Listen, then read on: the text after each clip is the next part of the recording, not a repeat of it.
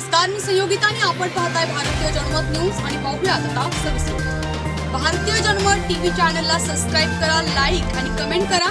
Bell बटनवर click करण्यास विसरू नका, जेणेकरून आम्ही अपलोड केलेले नवनवीन व्हिडिओ सर्वात आधी तुम्हाला पाहायला मिळतील। आता भारतीय जनमत टीव्ही चॅनल तुम्ही पाहू शकता फक्त एका क्लिकवर।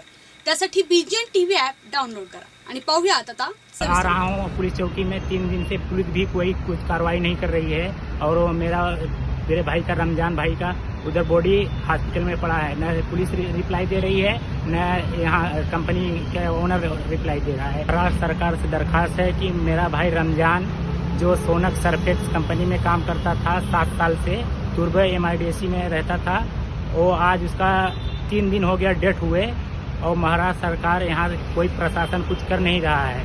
और मेरे को 1-1:30 बजे रात में फ़ोन आया कि आपका भाई का ऐसा करंट लग गया है।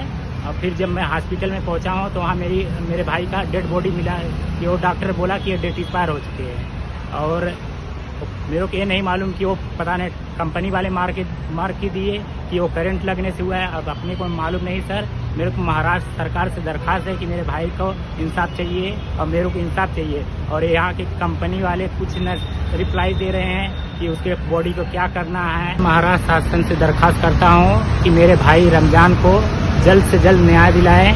नवी मुंबईमध्ये एका कामगाराचा मृत्यू होऊन त्याची 3 दिवस बॉडी ठेवली जाते वर त्याच्यावर कोणतीही कारवाई केली जात नाही। MIDC पोलीस त्यांच्यावर कोणताही गुन्हा दाखल करत नाहीये। 304चा किंवा 302चा गुन्हा दाखल त्यांनी तत्काळ करून घेतला पाहिजे व त्या कामगाराला न्याय दिला पाहिजे। ज्या महाराष्ट्रामध्ये कामगार जगण्यासाठी येतो, कामगारांना काम देणारा म्हणून महाराष्ट्र प्रोग्राम विचारला जातो, त्या महाराष्ट्रामध्ये एखाद्याची बॉडी 3 दिवस राहून सुद्धा जर पोलीस त्याच्यावर कारवाई करत नसतील, नवी मुंबई पोलीस आता इतकेही बेजबाबदार झालेले आहेत का की मेलेल्या माड्यावरचं सुद्धा लोणी खातील। तर अशा पोलिसांवर तत्काळ कारवाई केली पाहिजे। अन्यथा जर यांच्यावर कारवाई नाही झाली पोलिसांवर तर पोलिसांनाही आरोपी करून कंपनी मालकावर गुन्हा दाखल केला पाहिजे।